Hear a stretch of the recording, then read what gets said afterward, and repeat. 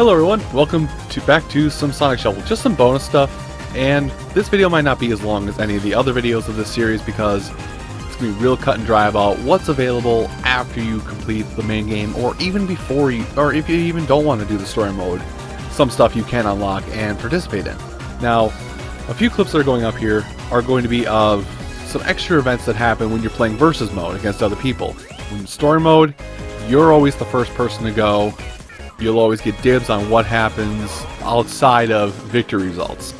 With that being said, in the versus mode, the first thing you'll do is you'll play a game of darts primarily, and basically the person who gets the closest on the closest to the center on the dartboard goes first, and it goes outward from there.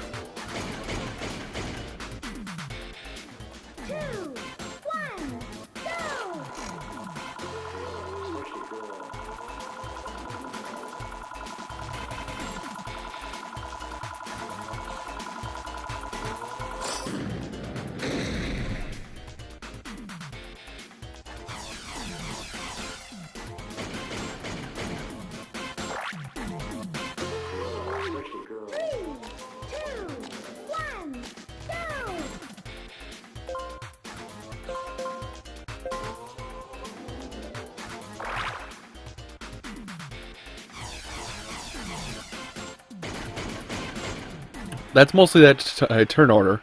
There's also a duel game that pops up only in versus mode, regardless if you're playing by yourself or with other friends, where you are probably seeing it on the screen right now, but basically everybody shuffles around cards, or everybody takes all the cards of the game and it has the 1 equals 4, except it's -4. And you just a mad grab, trying to grab all the cards, trying to either be the person with the highest score or the lowest score, and it will tell you that at the start of that mini game. But these special cards double your current score, and I think it's half if you're trying to go for lowest score. And the Eggman card sets you back to 0, and also replenishes all of the cards that were picked on the board.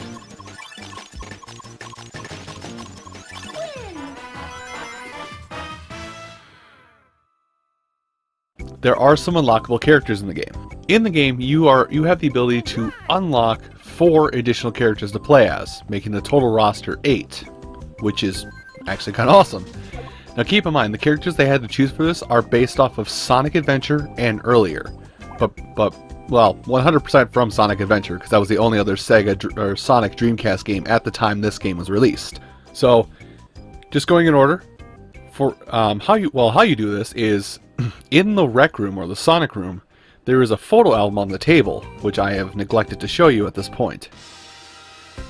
If you go into the photo album, and you can buy, well, up to 8 pictures for every character, and you can actually see the secret characters right there below it, and matching up. But what it is if you buy all the pictures available for Sonic, you get the ability to play as Super Sonic. Super Sonic plays almost exactly like Sonic in terms of board movement. If you get the same number card,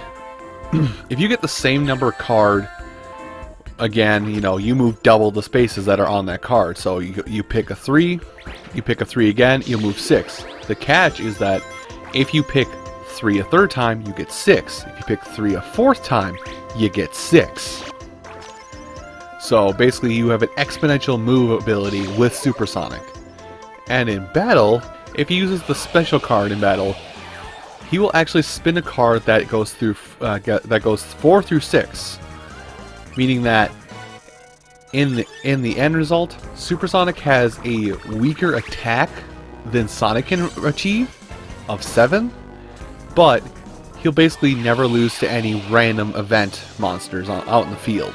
Next up is what Tails unlocks, this is the personal favorite for me. Tails unlocks Big. How Big's movement space options work is basically, anytime he picks a 6, he can stop on any space from 1 to 6. So 6s no longer become your move the furthest, well, they still can be your move the furthest fastest card, but they can also be harbored in terms of I want to stop in a very specific space card. basically giving Big an even bigger control on his game, or on his movement game. In battle, Big will initiate the Power Rod. Basically, you pick a special card, and then you select one more card, not two like most of the characters. When the number is selected on your card, you will add an additional attack power to it. So, a 6 will get you 7, 5 will get you 6, 4 will get you 5, etc. all the way down to 1, which will get you 2. The weirdest connection, which keep in mind with Sonic and Adventure for the Dreamcast, actually makes a little more sense. If you buy all of Knuckles' pictures, you get the ability to play as Chao. Chao has no board movement advantages. None whatsoever. His only special ability is actually in combat. When you select the special card, you'll pick another card, like similar to like you're fighting with Big. But what happens with Chao is if Chao does not beat the enemy while the special card is in effect, the enemy will not attack back because Chao has sung it to sleep. So Chao is definitely a more friendlier character to play as, and will give a few more graces if you manage to screw up a card flip, or a lot of times in my case where I wanted to get a 5, I got a 4. Well, I don't take damage from the monster, so I don't lose rings. And the last character you can unlock, which, well, if you buy all of Amy's pictures, is Gamma. Sounds weird, but keep in mind, Gamma and Amy actually became fast friends in Sonic Adventure. For Gamma's movement options, his activate when he uses a 4, 5, or a 6. When using one of those 3 cards, he will go into hover mode. Basically, he'll, like if he's over water, will activate his little hover blade. While he's in that mode, if he hits a minus ring space, he will not lose rings.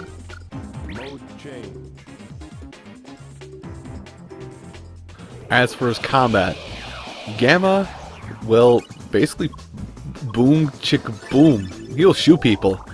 You'll activate the special card and you'll get 2 1 through 3 cards, allowing for a minimum of 2, maximum of 6 damage you can do. It's nice if you can time lower, faster spinning card numbers, but it is kind of difficult to do with, well, mainly in my case, where you cannot do a lot of timing with delay like I have. But Gamma is a good character in that for his combat as well.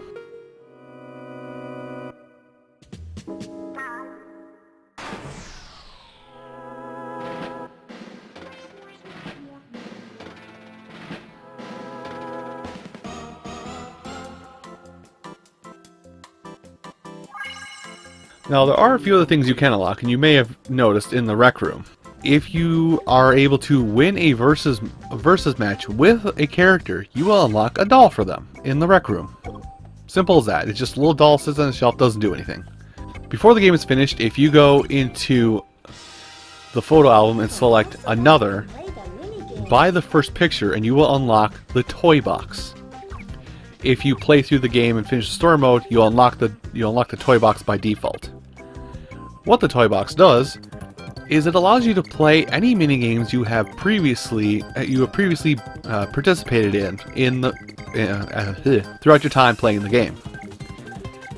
There's also an additional mini game you can get by purchasing this that is not unlocked by default.